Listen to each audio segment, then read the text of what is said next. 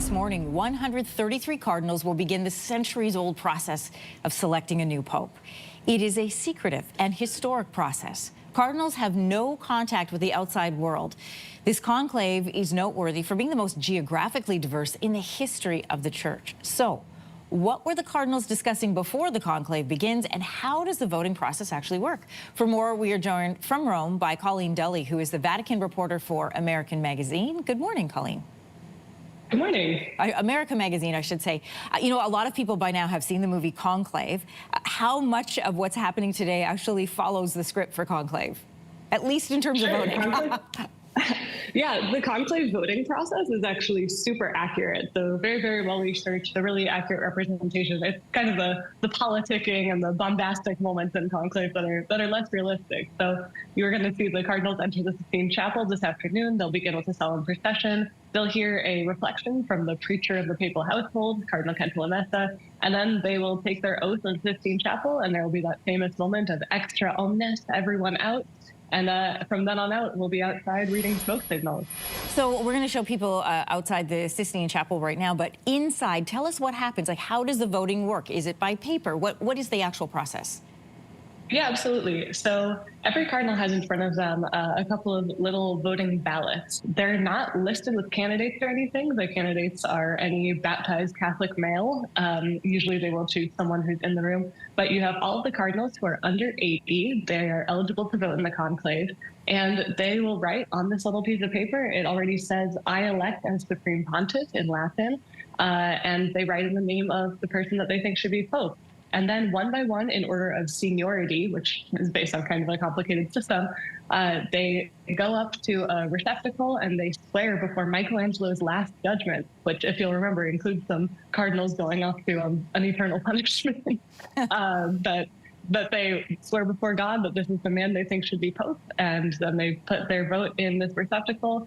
Then they're counted by 3 cardinal scrutineers who are kind of drawn at random. And those cardinals will read out the names, they'll check that the name that was read was correct, and then the last one will string the ballots onto a thread, and ultimately that ballot bundle is burned.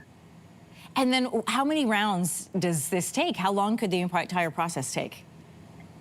Well, in history, it has taken up to 3 years when the residents of Viterbo, the Italian town where the conclave was taking place, actually cut off the cardinals' food and water and then ultimately ripped the ceiling off of the church where they were meeting. Wow. Hopefully that's not going to be the case this time. Everyone I've talked to here expects like 2 to 3 days. All 3 of the last conclaves have been under 48 hours. The last 2 have been just around 24. So 2 to 3 days is actually rather long in modern history. But again, a lot of the cardinals are coming from all over the world. Pope Francis created a lot of cardinals from different countries that had never had cardinals before. And so they've needed some extra time to get to know each other. Who are the top contenders for Pope? Sure. So the first one going in is definitely Cardinal Pietro Parolin. He is the Vatican Secretary of State. He's a career diplomat, and he was a very close collaborator of Pope Francis.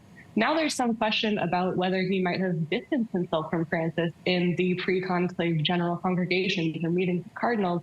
Actually, my magazine reported a story in which Cardinal Parolin's sort of campaign manager, one of the cardinals who was advocating for him, really distanced him from Pope Francis. So we'll see how that plays with the cardinals, whether they're looking for someone to continue in the Francis direction or somebody who might be a little different. Next up is Cardinal Luis. Sorry? I was going to say, I wanted to get to these accusations of sabotage in this conclave that have been floating about. What can you tell us about those?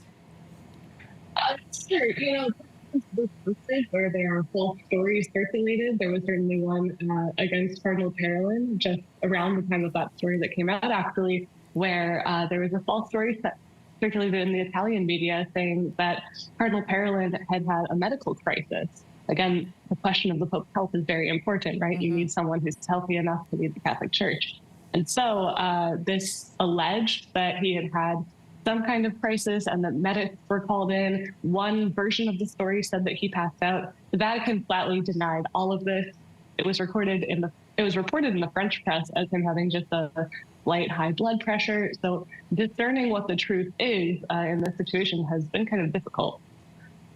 Canada has 4 electors in this process, and I'm curious to know how this could affect Canada's relationship with whoever is elected Pope.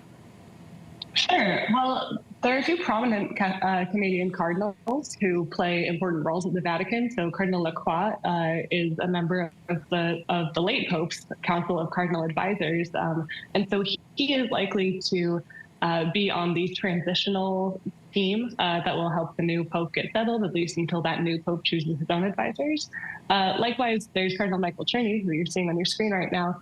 He is Canadian, but born to Czech parents, and he runs a Vatican dicastery. So he's likely to be reinstated in his job once the new Pope is elected. They all automatically lose their jobs when the Pope dies.